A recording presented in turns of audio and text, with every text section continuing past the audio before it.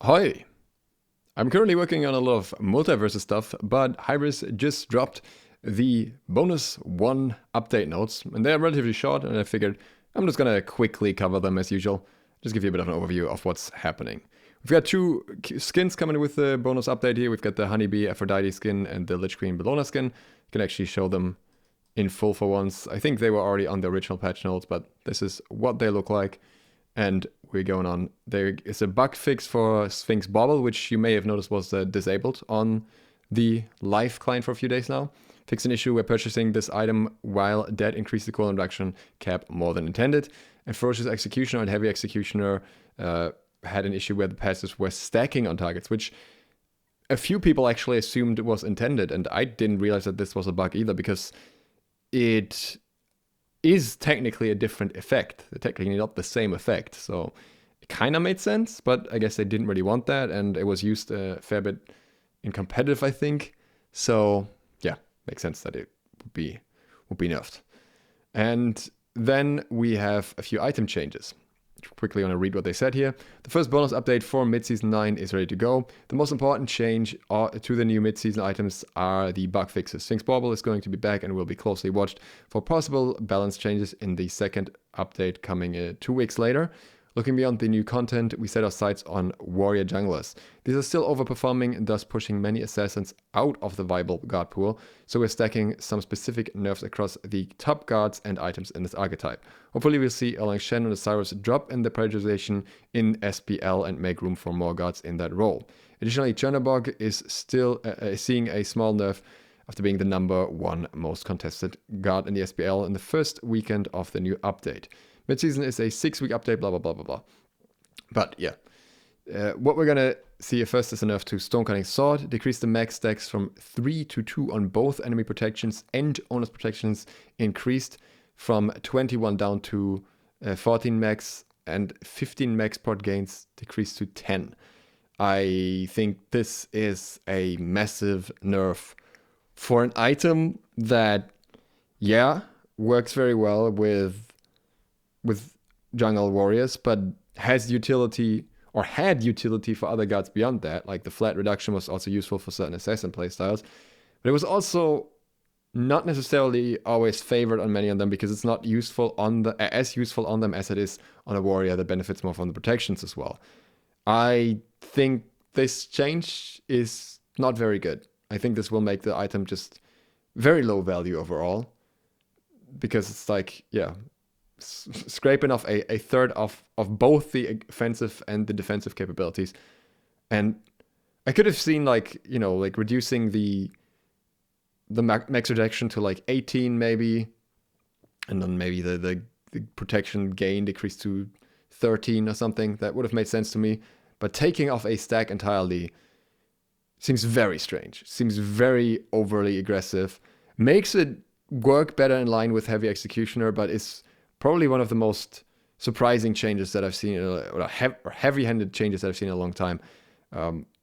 I don't really like this at all, and I don't even, like, I haven't played a warrior jungler since the patch at all. I just think this is not a good state for this item to be in, and I'd rather see changes to the guards than to this particular item. The next change I think is a lot more reasonable. A Golden Blade decreased movement speed from 10% to 7%, like a lot of other items are as well. So yeah, no problem with that one. I think that's completely fine. And then Bamba's Hammer decreased passive true damage from 80 to 70, decreased passive heal from 120 to 100, decreased passive cooldown reduction from 1 second to 0.5. Now the first two, yeah, okay, those are basically just adjustments after switching from percentage to flat values. They probably just realized that the flat values are a bit too high, and especially with the item now having offensive stats, I can see that there's a bit of reason to reduce that. But half of the passive, like the most important part of the passive, the cooldown reduction, that is wild to me. Like the item just got into a place where it's really an offensive option, and you have the freedom to go into other bruiser items later instead. And then now they're just swinging at it, and I don't know. Again, yeah, obviously makes sense for warrior junglers, but then they also did the flat value changes, like the percentage to flat value for warrior jungles and for warrior solos. The cooldown reduction down by half, especially when there's so many cooldown reduction items now for mages as well. Like, I don't understand why this one is such a big problem. Like, yeah, there are niche cases where it's annoying, but again, very heavy-handed. Not as upsetting to me as Stonecutting Sword, but still not something that I think is the ideal approach for any of that.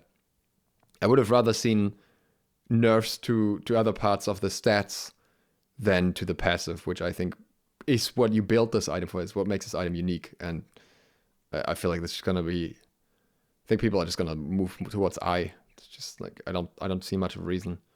Maybe I'm overestimating this change, but like half of the cooldown reduction, like 0.5 seconds, is really not that much. Then we have Chernobog, decreased the damage mitigation Chernobog gains when landing from Living Nightmare from 10 to 30% to 10 to 20%. Decreased max stacks on the slow of the Shadow Clones.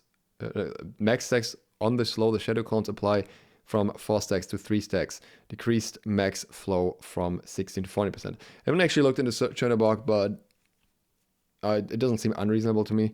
The mitigation value is pretty high for a hunter, let's be honest. And the slow, I thought the global slow was something that was always pretty annoying. Like, I'm surprised it survived in this state for so long. So, max slow is what it's meant to say. That's why it's weird. But yeah, as such, I think that is an acceptable nerf that's not going to ruin the character or anything. Osiris, decreased damage reduction from Judgment Tether from 15 to 35% to 10 to 20%. Obviously, this affects Osiris a fair bit more than Chernobog because it affects him in solo as well as in jungle.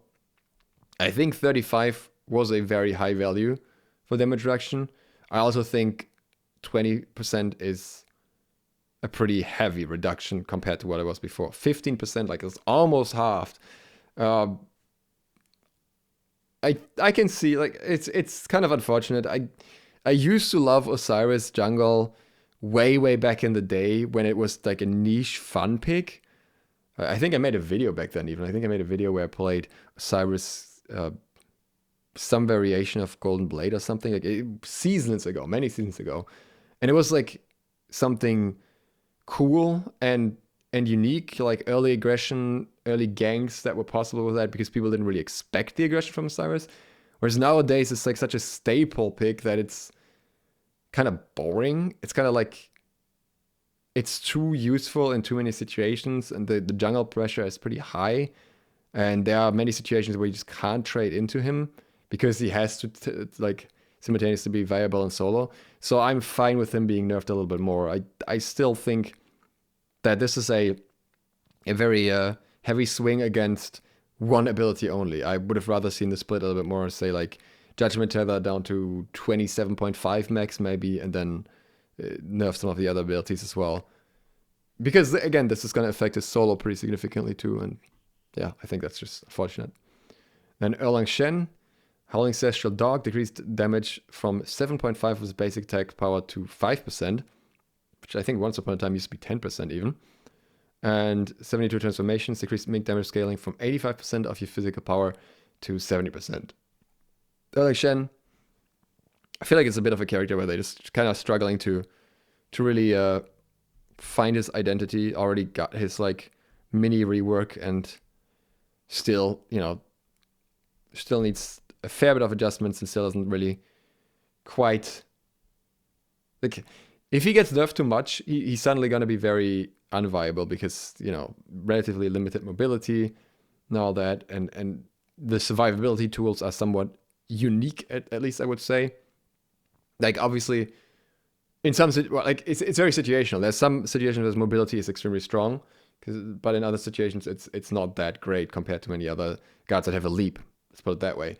So yeah, I think it's very difficult for him to find a place where he can survive, can do his job, do damage, and can get out without being oppressive at the same time. Because this whole character kit is designed to aggressively run in, CC enemies briefly, and just run over them and damage them heavily. And yeah, I don't know how they can really solve that. I don't know how they can put him in a spot where he can take some heavier hits in terms of his stats, like his damage output, without him suddenly being too risky to pick as a jungler at least. And yeah, maybe they're aiming to not have him as a jungler, but I don't think so because these nerfs here are not ruining his jungling, I would say. So also a difficult situation similar to Osiris. Both of these cards probably still going to be around, I feel, but no, actually I really don't know with Osiris. I feel like Erlang is still going to be around, even though that 15% scaling nerf is still pretty significant, but since a lot of his damage is from his AAs anyway still, I think he's going to be fine. Judgment Tether.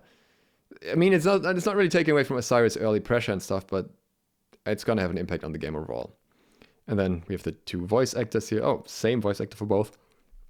Interesting. And that's it for this small patch. I think this is a patch that has quite a few changes that I find a bit odd. Where I feel like maybe I'm just too out of the loop still, but then I've played quite a few games by now and watched a few games.